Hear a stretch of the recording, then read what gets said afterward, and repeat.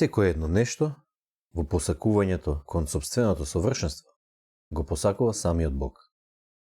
Тома Аквински, Сума теологијае. Добро дојавте на Беседа, македонската емисија за високи и возвишени теми. Јас сум процесорот. Јас сум свештеникот. И денеска расправаме за што е добро. Односно, го расправаме во наводници доброто, го беседиме. Така свештениче? Така е. Сега ќе го пропеседиме, има да го расчедечиме доброто. Инаку, доста добро сме расположени денеска, особено преди мисијава, сега се изнасмеавме со свештеникот за некои работи, може ќе ги спомнеме понатаму. Што е доброто? Има повеќе аспекти, повеќе погледи кон тоа што е доброто и денеска ќе го обработиме. Некои се, например, да ги спомнам, доброто преку јунаштвото, доброто како совршенство, односно благосостојба, доброто како отсуство на зло, доброто како стварноста Господ и така натаму, доброто како вредното. Значи, сите овие аспекти ќе ги обработуваме денеска и ќе се обидеме да дадеме една заокружена дефиниција за што е доброто како вовед, меѓутоа и една заокружена слика на доброто во текот на целата епизода, со цел нашите следачи, вие, кои што не следите, да можете овие работи кои што ги беседиме тука и кои што нас ни дошле како откровенија во минатото со сите оние читања, со сите она искуство кои што го имаме и размислување и меѓусебни беседења со свештеникот, да ве поттикнат вас да размислувате на доброто, за да се усовршите и вие вашата концепција за самото добро. Бидејќи ако сте јасни околу тоа што е доброто, да речеме дека полот патот да бидете добар човек е речено нешто. Веќе кога знаеш што е доброто, веќе можеш да почнеш да работиш на истото, затоа што нема да се губиш во превод, ќе знаеш на кон што треба да се движиш, нели? Ова е било воведот во денешнава епизода што е доброто, односно што е добро, а сега ќе му дадам збор на свештеникот да даде свој еден вовед краток исто на истава тема. Свештениче? Ти благодарам, процесоре. Убаво е тоа што го кажа за гледачите, за слушателите, тоест, дека секој мора да си направи свој концепт за што е тоа добро, да ги анализира работите со своите собствени средства и својот собствен ум, за да дојде до негов уникатен заклучок. Секако некои работи мора да бидат универзални, не може да се разликуваме апсолутно и тотално во дефиницијата за што е тоа добро или во нашите размислувања, меѓутоа во голем аспект доброто е релативна работа и може да биде предмет на дискусија и предмет на креативно размислување. Секако еден човек кој што има подлабоки, поеволуирани, посвесни размислувања, ќе го гледа доброто поразлично од друг. И затоа оваа епизода, како и повеќето наши епизоди, се во својата основа повик за размислување. Ние ги снимаме овие наши беседења, наши разговори, со цел пред се слушателот, меѓутоа и ние самите, да отвориме еден простор во нас, каде што ќе понатаму ќе може да размислуваме и да ги продлабочуваме нашите разбирања. Бидејќи умот расте само кога е предизвикан, кога е во атмосфера на размислување, во атмосфера на работа, а кога тој мисли дека ги знае сите работи, кога е во некој затворен систем, тогаш нема растење и не може умот да се продлабочува. Така да овие работи кои што ќе ги разговараме тука, кои што ги разговараме во сите наши епизоди, не треба да се земаат здраво за готово како факти, туку треба да се земаат како еден повик кон размислување. Ова е како ние ги гледаме работите, меѓутоа врз основа на нив ти треба да си ги размислиш работите за себе, не да ги примаш само како некои факти. Ние не сме учители, туку ние сме ментори. И сега да се навратам на темата, што е добро. Според мене, доброто мора да има своја основа. Единствена основа која што мене ми прави смисла дека е доволно важна за да може да биде базата на доброто, тоа е животот. Значи, животот е основата на доброто. Тоа значи дека она што е добро мора да биде тоа кое што му помага на животот, кое што го пред се го создава, го одржува, го лечи и создава одредена атмосфера каде што тоа може да прогресира, каде што животот може да прогресира. Она кое што главно и ултимативно работи против доброто, против животот, е оној физички закон на ентропијата. Бидејќи животот во својата основа е сложеност, комплексност, ентропијата работи на тоа да ја намали комплексноста, да го зголеми хаосот, всушност да ја зголеми комплексноста, меѓутоа на универзално ниво. Тоа значи да ја намали комплексноста и редот на локално ниво. Додека пак животот е голема комплексност на едно локално ниво, на едно функционално мало ниво. Тоа значи дека доброто е во борба против ентропијата, против хаосот, и со тоа доброто мора да биде во сојуз со редот. Меѓутоа исто така не може да биде само еден сувопарен апсолутен ред, бидејќи знаеме дека преголем ред го угнетува животот. Тоа значи дека доброто мора да биде одреден баланс помеѓу ред и слобода. Мора да има една златна средина која што е оптимална за човечкиот живот, за човечкиот и за човековиот, на целото човештво. Тоа значи дека доброто, како што кажав, е она точка каде што се наоѓа балансот помеѓу слобода, креативност и ред. Многу убаво кажано и повторно подсетува на Аристотел и неговите доблести. А тоа е во неговата дефиниција, нели, дека доблестите се наоѓаат на средината помеѓу две екстреми, така и доброто е на средината помеѓу онај угнетувачки ред и хаос. Може би јас сум реинкарнација на Аристотел, па неговата мудрост продолжила преку мене. Аристотел ми говори преку тебе и јас си говорам сега со Аристотел назад. Да. Да. Мислам, нели, спомнавме дека практично тој концепт на среден пат, нели, не е само на Аристотел, тоа е и на Буда, и на други филозофии, така натаму, даоизам. Значи, умереност, не забегување во екстремите, и тоа го зборувавме практично и во епизодите за политички екстремизам, екстремна десница и екстремна левица, дека заради тоа се фалични, заради тоа што се екстремни. И дека умереноста е точно, односно, мудра бе рекол. И сега, многу убаво што го кажа ова, знаеш, ти убаво што ја пикна концепцијата за хаосот, односно ентропијата, во незиниот сооднос со доброто. И дека практично ентропијата е таа што се обидува да го растори локалното добро, ајде да речеме. Затоа што она локално што постои, да речеме, некој живот или постоење или ентитет или што и да е, тој си има одредена структура, си има одредени одлики по што се одделува од својата околина, пошто можеме да го познаеме, нели? И ако ентропијата успее да го растури, да го уништи, со незиното постапно грицкање, да речеме, тоа ќе прекине да постои и практично успеало да го уништи. И ова ме потсети многу на оно што го кажуваше Насим Николас Талеб во неговата книга Против кршливост, бидејќи он, како кажам, расправил со многу дефиниции за животот и практично он ја нуди дефиницијата на противкршливост за животот, дека животот е противкршлив. Што значи тоа? Дека животот има одлика, дека се одликува со тоа дека кога е под притисок од околината, не само што не се крши, не само што е отпорно на кршење, туку и станува и подобар со притисок. И тоа е противкршливо. Значи ти под притисок ако стануваш подобар, до одредена граница на притисок, ако стануваш подобар, ти си противкршлив. И сега, многу често па се мешаат од друга страна концептите на животот и биолошката концепт за животот. Јас би рекол дека биолошкиот концепт на животот е како подмножество на општиот концепт за животот или за постоењето се. Можеме да кажеме дека, например, нешто не е живо од аспект на биолошката концепција на животот, односно биолошката дефиниција, меѓутоа тоа може да биде живо само по себе.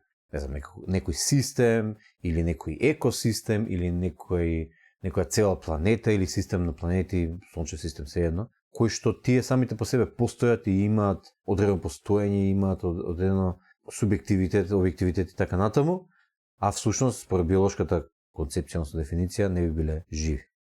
сакам да кажам дека не треба се меша животот, кој ќе го спомнеме животот, не мислиме само на биолошката концепција. Тоа е како еден подмножество на оно што го мислиме за живот, односно постоење, односно битие.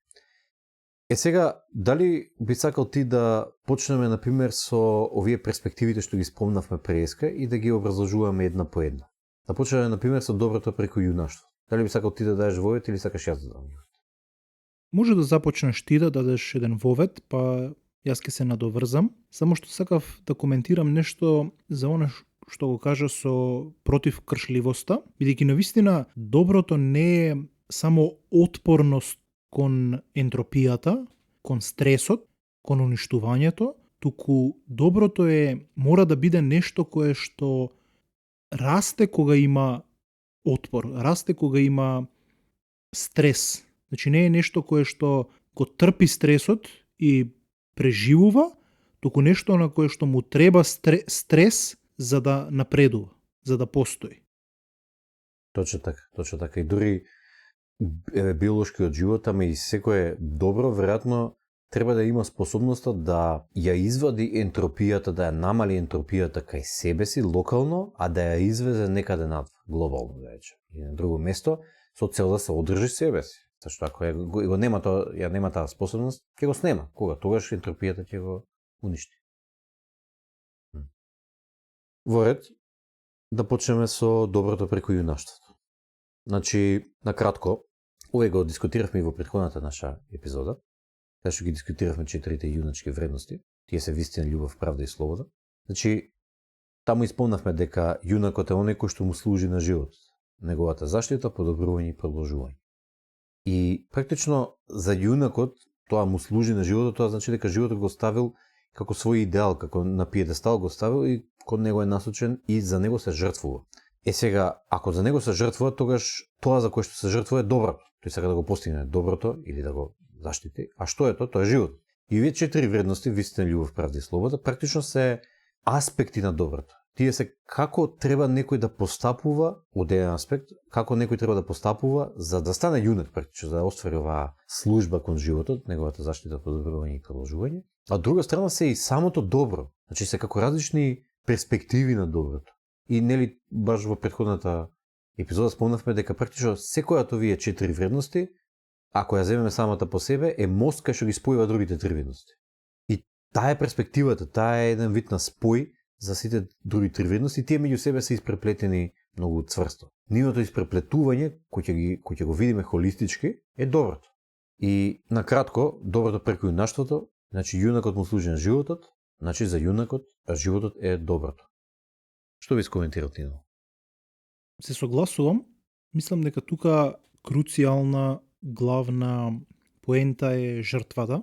Всушност, малце е контраинтуитивно, бидејќи на почеток рековме дека основа на доброто е животот, а сега тука зборуваме за жртва или жртвување на одреден живот. И тука малце личи чудно. Си викаме, добро, ако основа на доброто е животот, тогаш како може жртвата да е добра? Меѓутоа, ова станува збор за чиста калкулација.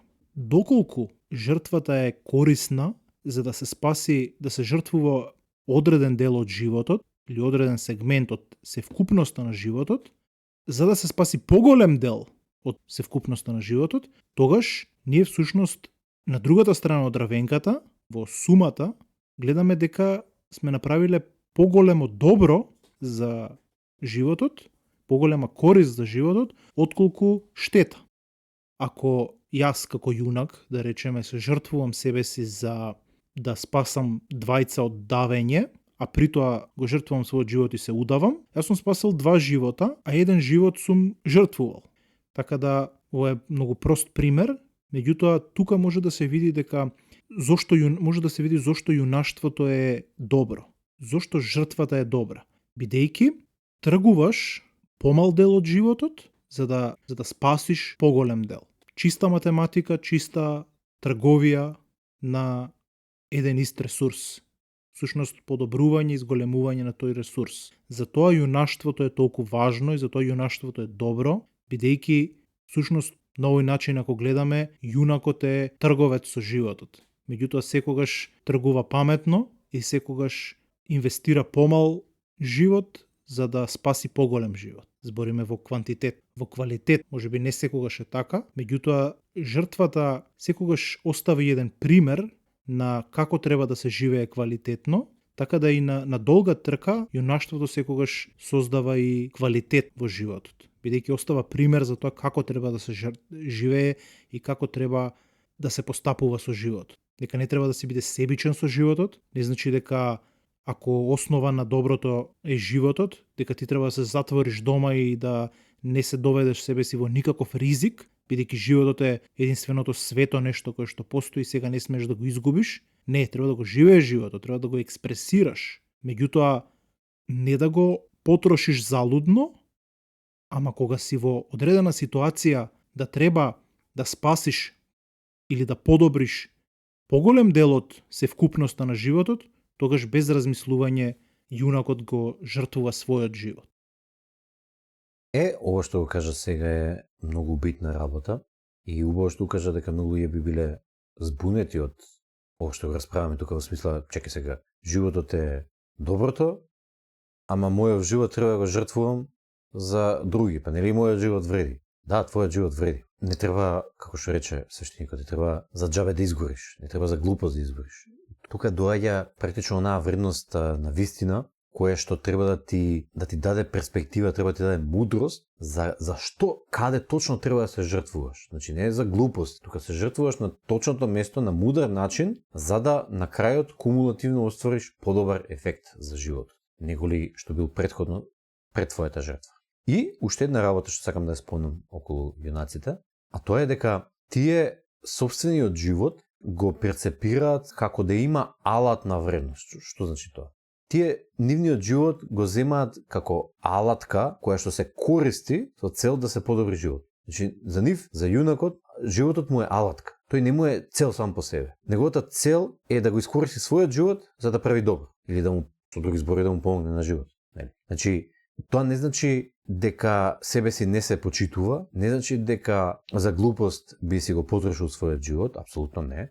Тој се обидува својот живот да го подобри, се обидува својот живот да и сам себе си да се подобри и ако може што повеќе да живее колку што е можно, со цел повеќе да прави добро, а не за да живее само. Значи не е нарцисоиден, не е себе возлюбен, не е себе обседнат. Јунакот, баш напротив, јунакот му служи на животот, ама знае дека, например, ако ти секој ден правиш добро, во една година можеш да направиш 365 добра, а во 10 години можеш да направиш 3650 добра. Што значи тоа? Тоа значи дека добро и да се обидеш да си го зголемиш животот, односно си го продолжиш, односно да ти трае 10 години за да правиш повеќе добро на крајот. Ама не за да живееш сам по себе повеќе, тоа ништо не значи. Водет, ова беше доброто преку јунаштвото, тој аспект, тој поглед. Ајде да видиме сега за доброто како совршенство, односно благосостојба. Јас на кратко само би кажал дека има многу етички теории кои што се викаат етика на совршенство, да речеме, да ги кажеме во една група. Според нив тврдат дека секој едно битие, секој еден ентитет, се нешто што постои, стреми кон совршенство, односно благосостојба. Што е совршенство? Совршенството е состојба во која едно битие совршено се задоволило, веќе нема цели, веќе нема стремежи и едноставно стигнало до благосостојба каде што нема страдание заради тоа што нема потреби. За како го постигнало тоа? Некојаш го постигнало преку работа, некојаш го постигнало преку напуштање на желбите. Тоа е будистичкиот пат.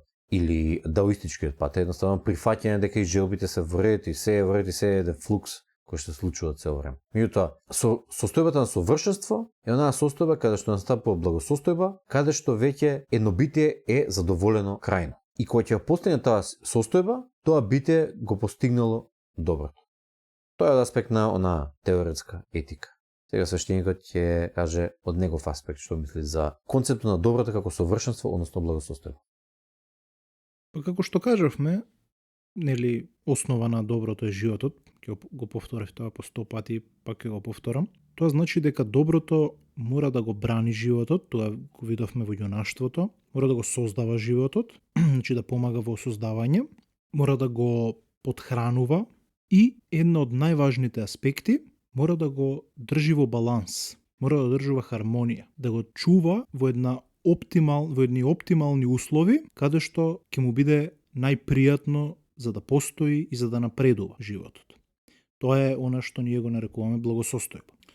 Значи дека една есенцијална карактеристика на доброто, можеби најважна карактеристика, е хармонијата или балансот. Тоа се релативни поими, не можеме да знаеме точно што е хармонија и што е баланс.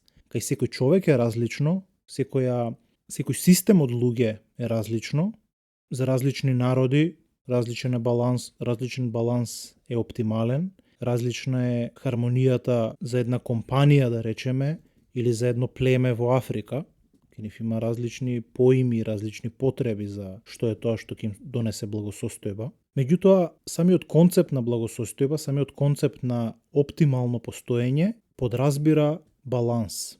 Тоа значи дека основата на доброто или една од главните карактеристики е балансот. А што значи баланс? Баланс значи да не се претерува, дека не смее да се оди во ниедна екстрема. За ова е потребна свесност. Тука можеме да видиме дека доброто, со цел да го одржи балансот на животот, мора да има константно една свесност за што е оптимално. Да се симнеме малце надоле кон еден човек, да влеземе во еден практичен пример. Што е благосостојба за еден човек? Дали е благосостојба да прави бескрајно пари и да батали љубовен живот, духовен живот, телесен живот во однос на здравје физичко, интелектуален живот, или пак е добро само духовноста да ја гледа, заборави на материјалните добри, на храната, на грижата за другите луѓе и така натака. Или пак само здравието, а да не размислува на љубовта. Сите овие се одредена патологија. Или е алчност, или е нарцисизам, или е забеганост, или е стравови некој и така натака. Меѓутоа, кога ќе видиме дека некој човек има добра заработувачка, личи добро, здрав е, има добар живот со другите луѓе, има добар љубовен живот, има здрава конекција со духовноста, со Господ, можеме да видиме дека овој човек навистина има добар живот, убав живот. Зошто? Бидејќи постигнал баланс. За сите луѓе тој баланс е различен, различни потреби и така натака. Меѓутоа, оној кој што постигнал баланс во сите аспекти на својот живот, може да кажеме дека живее добар живот или го постигнал доброто. И тој има благосостојба. Точно така. Постигнал совршенство. Значи, совршенството не е фиксна состојба. Не е постигнав и готов крај. Совршенството е динамична состојба. Динамична состојба особено за ограничените битија како нас. За Господ не знаеме што е. Може би е фиксна, може би динамична, може двете во исто време, не знаеме. Меѓутоа за ограничените битија како нас и како други битија некои кои што постојат, совршенството е динамична состојба и заради тоа и благосостојбата е динамична состојба. И сега само повторно би го навел цитатот кој што го кажав на почетокот од Тома Аквински, а тоа е дека секое едно нешто во посекувањето кон сопственото совршенство го посакува самиот Бог. Ќе стигнеме до доброто како Господ, односно стварноста постоењето. Меѓутоа следната наша перспектива која што сакаме да обработиме околу доброто е доброто како отсуство на лошо, односно отсуство на зло. И ова доста се поклопува со претходната, доброто како совршенство, зашто кога едно битие е совршено, тогаш нема зло или лошо кај него. Тука сакам да спомнам една интересна концепција, еден интересен концепт за злото, се вика паразитска концепција за злото, каде што злото се смета за расипано добро. Што значи тоа? Според овој концепт, злото не постои. Може само да постои добро. Може да биде само добро кое што е повеќе или помалку совршено. Или повеќе или помалку е некаде на патот кон совршенството, да го кажеме така. И дека злото практично не е нешто кое што можеме да го пипнеме или кое што е нешто кон кое што можеме да покажеме еве го тоа е зло, туку злото е еден вид на паразит кој што се закачува на доброто и го распаѓа и го гризи и го расипува. Ова добро се поклопува и со она што го кажавме за ентропијата, затоа што ентропијата практично не е нешто што постои во универзумот. Ентропијата е процес на распаѓање на доброто, на оно кое што постои. Нема такво нешто како ентропија. Туку ентропијата само ја гледаме како ефект врз доброто, односно врз оно кое што постои. И тука се поклопува доста и христијанскиот филозоф К.С. Луис, кој што точно ова го вика и само ќе прочитаме на краток извадок од него, а тоа вика: кога внимателно ги анализираме лошото и злото, можеме да видиме дека тие секогаш представуваат наклонетост да се постигне нешто добро, само на погрешен начин. Доброто, така да речеме, постои самото по себе, а злото е само расипано добро. Тоа е цитат од него. Што би скоментирал ти, свештениче, на ова, доброто како отсуство на лошо, односно зло?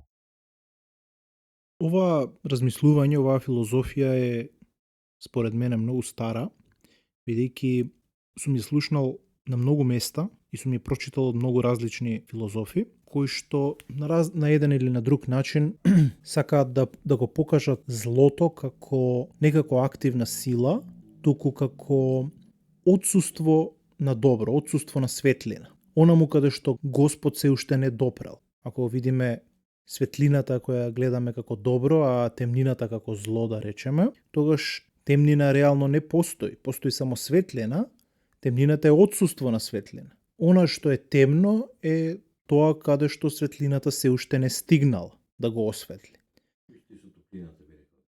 Исто и со топлината. Топлината е одредена енергија, движење на атомите, ладното, ниските температури, се онаму каде што нема доволно енергија и атомите не вибрираат толку силно, толку активно. Мене ми се допаѓа тоа размислување, меѓутоа има еден аспект кој што сметам дека не соодействува со реалноста.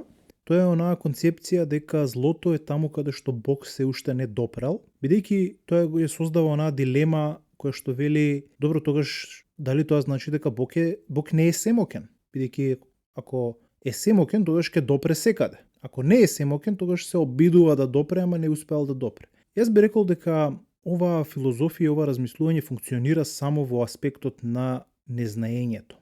Дека злото е всушност незнаењето. Оно што на англиски го викаат ignorance.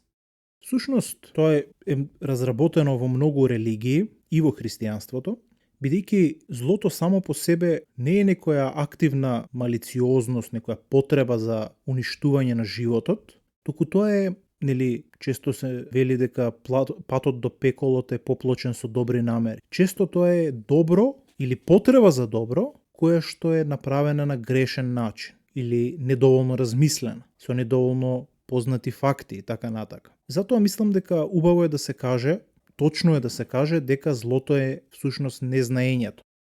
Меѓутоа и подлабоко од ова, ако одиме, ако видиме дека ние сме лимитирани суштества, дека ние функционираме во три димензии, тродимензионални суштества и имаме мозок кој што има одреден лимитиран капацитет за разбирање на работите, и не само тоа, туку имаме и лимитирано познавање на реалноста и лимитирани алатки за спознавање на реалноста, можеме да видиме дека ние сме силно лимитирани суштества. И покрај тоа што на планетата Земја можеби сме најсофистицирани, сепак можеме да видиме дека имаме многу големи лимитации. Врз основа на тоа можеме да заклучиме дека ние сме злобни, ние правиме зло во огромен аспект, бидејќи недоволно ја познаваме реалност, недоволно знаеме што правиме. И во овој аспект можам да кажам дека изворот на злото, ако го земеме дека е егото или колективното несвесно, што го имаме како човештво, тогаш јасно може да видиме дека се она кое што ние не го знаеме, се она кое што ние недоволно сме упатени во него и не сме свесни за него, све во кое што ние веруваме, а не е вистина, е всушност злото. И доброто е она каде што ние се уште сме успеале да го победиме тоа незнаење и сме успеале да го осознаеме каква е реалноста. И текна една интересна идеја или спознање, да речеме, вака како што зборуваше, во смисла дека ние правиме зло заради тоа што не знаеме доволно. Овој аргумент е познат, мислам, сум ги имам прочитано и претходно, и практично аргументот е дека не е само од аспект на знаење на факти, например, материјални факти некаде во тоа што се случува, па тоа што сме го направиле, па и така натаму. Туку и од аспект на факти, и од аспект на знаење, од аспект на мудрост, од аспект на, значи, секој знае. Практично, оние кои што прават зло, некогаш прават малициозно, многу често прават заради тоа што веруваат дека прават добро. И тука е практично замката, заради тоа што, како што и К.С. Луис кажа, сите сметаат дека прават добро. Меѓутоа, заради тоа што не знаат, прават зло. На крајот ефектот е зло. Но тоа е, да речеме, едната перспектива, едното ниво, да речеме. Второто ниво е кај оние луѓе кои што намерно прават зло, кои што знаат дека некој нешто ќе страда заради нешто или ќе му наштети и го прави. Секако за сопствени интереси, може он сака да постигне нешто за себе. Меѓутоа го прави. Нема кочница, не се кочи, не вика, не, ова е морално неоправдано, не смеем да го направиме или не треба да го направиме. Туку едноставно го прави на крајот. Или си ја прави калкулацијата во глава и вика, ќе го направам сепак без разлика. Другиот нека страда, јас тоа моето што е треба да си го добием, да си го добием. И тука може да се каже исто така дека истиот овој човек, без разлика што е свесен дека прави зло, дека и тој не знае доволно. Да има доволно мудрост и да знае зошто не треба да прави зло, нема да го направи. Ама бидејќи ја нема таа мудрост, без разлика што е свесен за ситуацијата, тој сепак одлучува да не постапува мудро. Апсолутно. Во основа кога ќе видиш ултимативното зло е нашата колективна несвесност. Всушност тоа е нашата идентификација со концептите, нашата идентификација со одредени верувања кои што не се точни, лимитирани и така натака. Ова размислување би сакал да го спомнам моето сваќање за сатаната и антихристот во христијанството. Оваа тема може да ја обработуваме малце подлабоко во некои следни епизоди. Како што е тоа зло, например, или што е тоа лошо. Меѓутоа тука сакам само да спомнам дека според мене она за кое што сатаната е символ е всушност колективното несвесно. Целото его, целата гордост на човештвото споени во една енергија, да речеме, или една сила која што го управува целото недоволно познавање или целото незнаење, целата несвесност во погрешна насока. Не управува користејќи таа несвесност во погрешна насока. Значи тоа не мора да значи дека е некој живо суштество кое што прави нешто, туку е ентитет создаден од нашата несвесност и нашата идентификација со концепти, со идеи, со илузии всушност. Тоа е човечката илузија е сатаната. Додека пак антихристот, кој што во Библијата е представен, поготово во Откровение, е представен како принц на злото и како син на сатаната, тоа е всушност она што е спротивно од Христос или Христовата свест, а тоа е личното его, индивидуалното его, твојата несвесност и твоето незнаење во твојот индивидуален живот.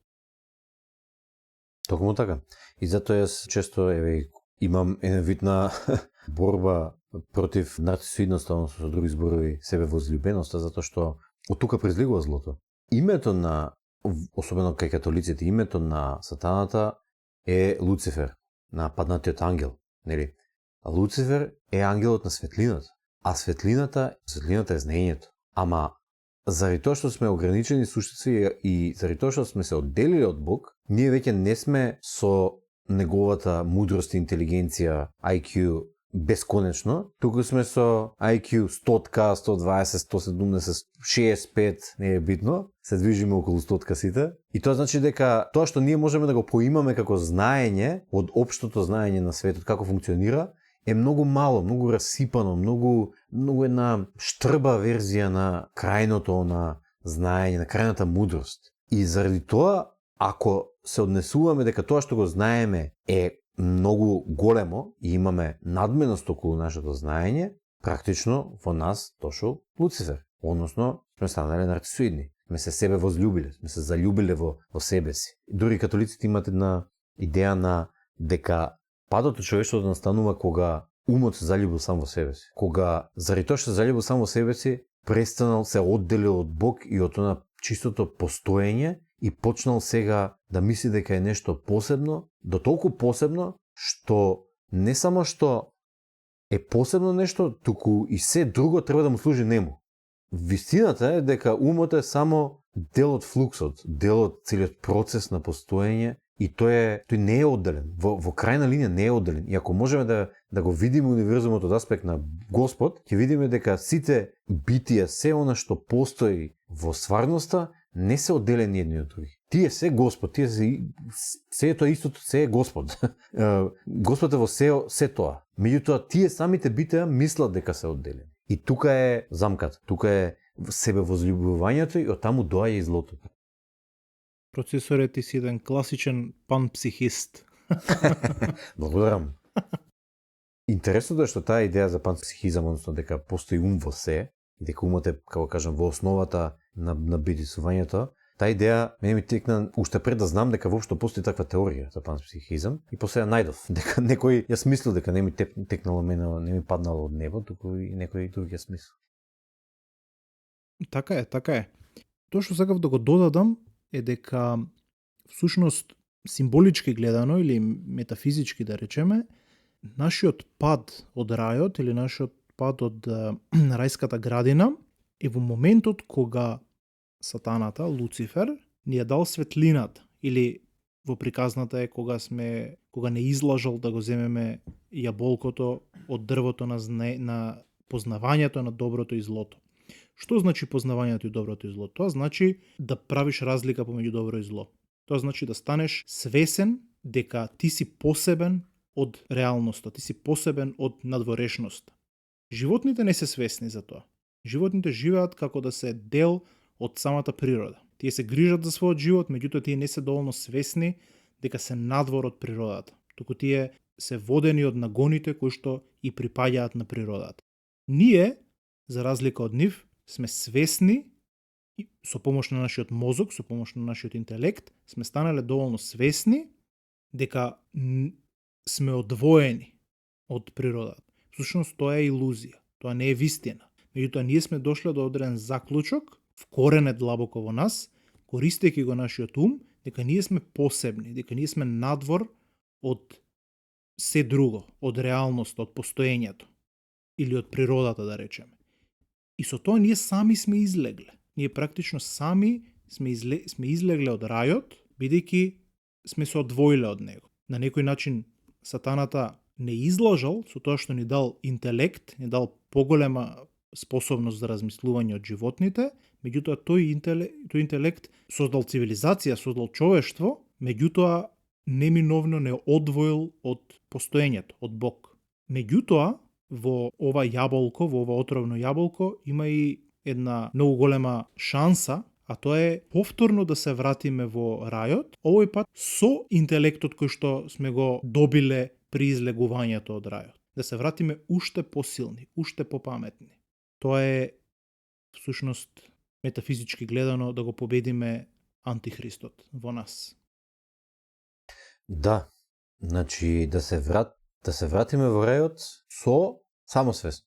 Животните се свесни, ама се свесни на она основно ниво на постоењето. Преку нив се универзумот се прецепира себе си.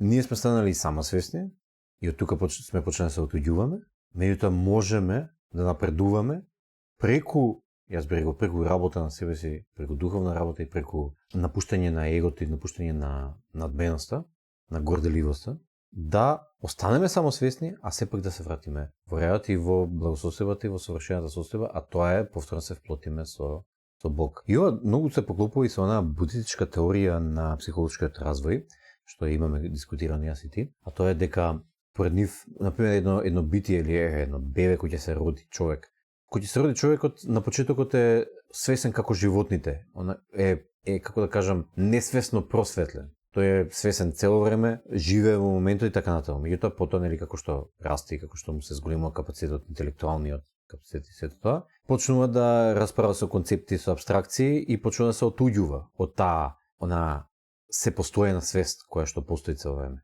Меѓутоа според будистите, без разлика што е така, создавањето на егото треба да настане за после тоа да почне да се напушта и да се просветли преку духовна работа според нив. Значи буквално се поклопува со истава работа.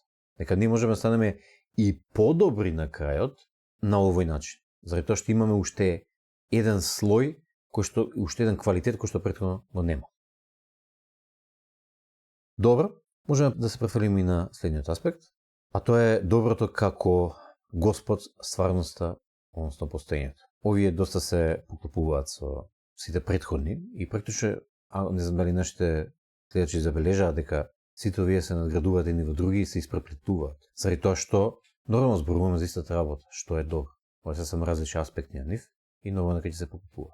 Значи доброто како Господ, односно како стварноста и како постоењето. Јас тука би рекол дека стварноста е Господ. Тоа е Господ. ова се што постои, се што го доживуваме, се што мислиме дека сме, тоа го има смислено во наводници и го има создадено во наводници Господ. Се е Господ. Тоа што го гледаме, другиот човек карши нас, тоа што го размислуваме внатре во нас, приказната која што ја имаме околу нашиот живот, што сме ние, кои сме ние, јас сум процесорот, тој први процесорот, кај се родил, кои му се родители, кои му се другари, браќа, сестри. Значи, тоа е една приказна која што е создадена од Господ. И процесорот во крајната линија не постои. Тој е приказна и на крајот ќе прекине таа приказна кога тогаш, и кога ќе прекине, ќе се вплоти пак процесорот, односно нема биде тогаш процесор, ќе биде ништо, со Бог, ќе остане само Господ. И сега, како е поврзаноста на доброто со тоа? Јас би рекол дека тука многу се поклопува со доброто како совршенство, односно благосостојба. Ако доброто е совршенство, и ако така го дефинираме, тогаш што е совршенството? Совршенството во крајна линија е Господ.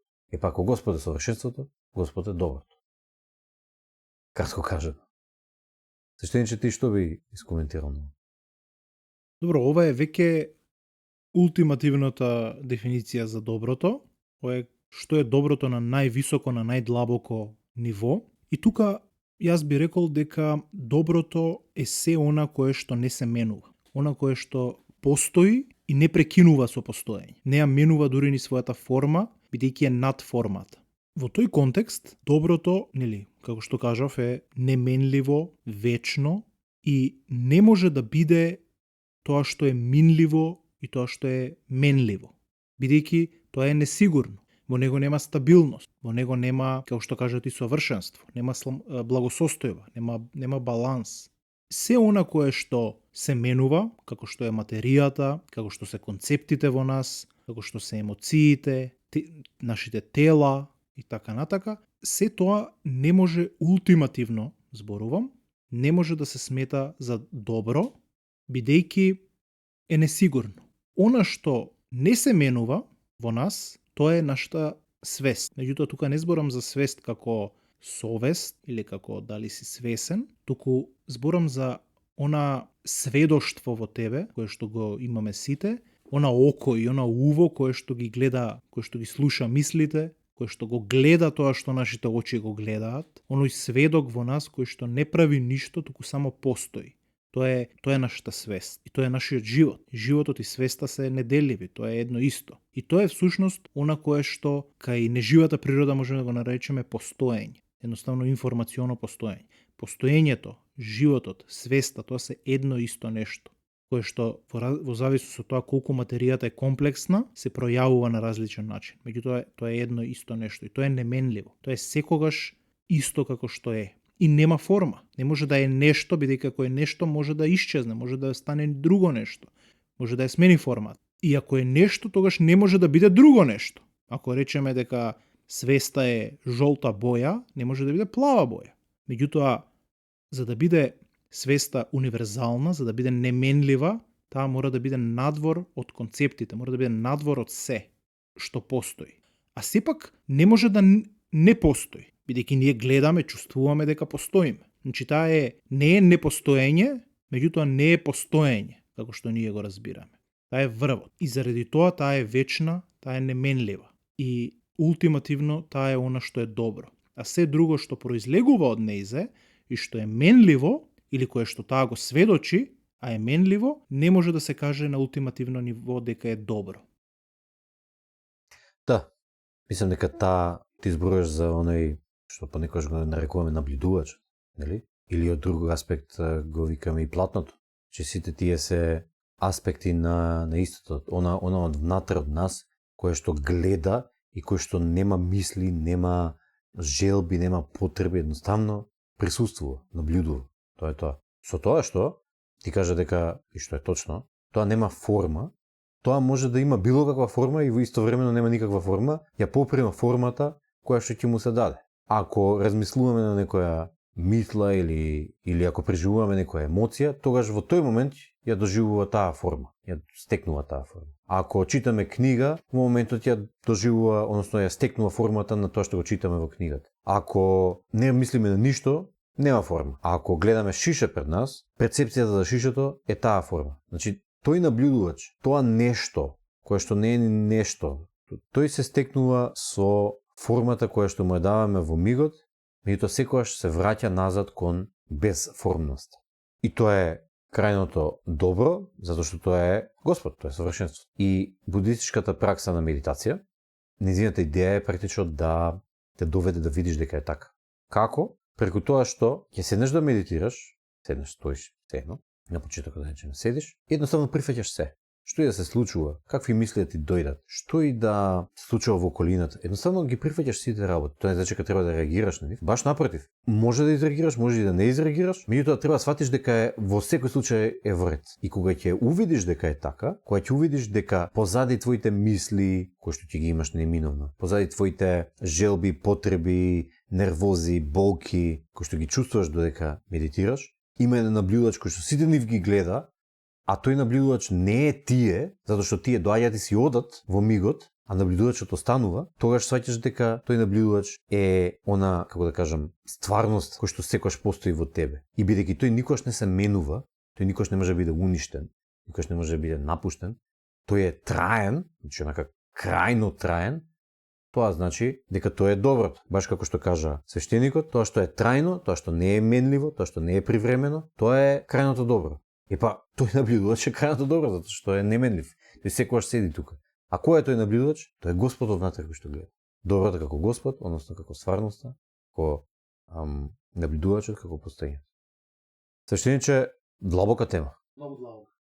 Длабока тема е и тешка. И мислам дека треба да ја посетиме повторно некој време. Јас сакав само на кратко да спомнам една работа, а тоа е доброто како вредното, само тоа нема да го образложувам сега, чисто да го кажам како идеја, дека има уште еден концепт на доброто како вредно, а тоа е дека она што постои е вредно. Меѓутоа ова мислам дека треба да го расправаме во некој епизода кај што ќе расправаме за што е вредно и таму ќе видиме како се поклопува со доброто, нели? Едно кратко сиже од денешната епизода, па одиме со практични и прагматични совети, ако воопшто може да се извлечат од денешната епизода, тоа ќе каже свештеникот. Значи, денеска седиме на тема што е добро. После кратки воведи во кои што кажавме дека доброто е животот, односно постоењето, односно битието, почнавме да ги обработуваме неколкуте перспективи, односно неколкуте погледи на доброто. Тие беа доброто преку јунаштвото и преку јуначките вредности. Тоа се вистина, љубов, правда и слобода, кои што ги обработувавме и во претходната епизода. Исто така тука го кажавме и оној концепт за противкршливост на Насим Николас Талеб. Значи, доброто преку јунаштвото беше првиот поглед, вториот поглед беше доброто како совршенство, односно како благосостојба, третиот беше доброто како отсуство на лошо или зло, кај што спомнавме за паразитската концепција на злото, дека злото е расипано добро и дека не постои самото по себе. И на крајот зборувавме како за доброто како Господ, односно стварноста, односно постоењето. Толку од сежето, сега одиме со нашите практични и прагматични совети. Ајде да се обидам да извадам некои практични совети од нашава длабоко теоретска и абстрактна дискусија.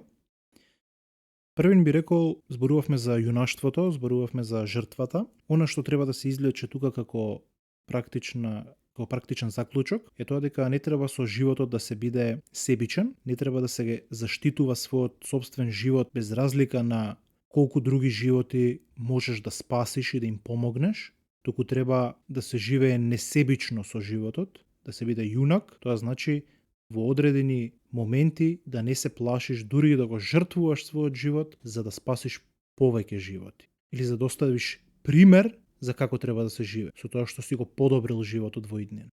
Во однос на благосостојбата, зборувавме дека доброто е баланс, доброто е хармонија и дека не треба да се претерува во ништо, да се бара премногу во ниеден аспект во животот, туку треба да се бара баланс и доволност во сите работи во животот. Тука лежи доброто, тука лежи среќата исто така, тука лежи оптимумот за животот. Потоа зборувавме дека злото е незнаењето. Практичен совет од ова би било да бидеме надконцептуални, да не се врзуваме со концептите, бидејќи најголемото зло лежи во нашата длабока несвесност и идентификација со мислите, со идеите, со концептите. И на крај рековме дека Господ, постоењето, неменливото, вечното е ултимативното добро. Како практичен совет, процесорот кажа да медитираме, можеби да се молиме исто така, да практикуваме присуство, свесно дишење, тоа се духовни вежби кои што ни помагаат да бидеме во допир со она ултимативно добро, а тоа е свеста, или животот, или постоењето. Постои само едно добро, знаењето, и само едно зло, незнаењето. Сократ.